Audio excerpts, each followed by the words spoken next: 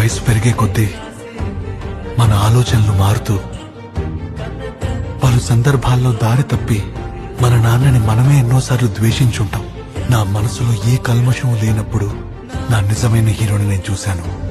మా నాన్నకిప్పుడు ఈ 3 మాటలే చెప్పాలనుకుంటున్నాను, కానీ అది ఆయన కళ్ళలోకి చూసి చెప్పడం నా వల్ల కాదు. ఈ బంధంలో ఉన్న అందమే అది. The most beautiful relationship in this whole world.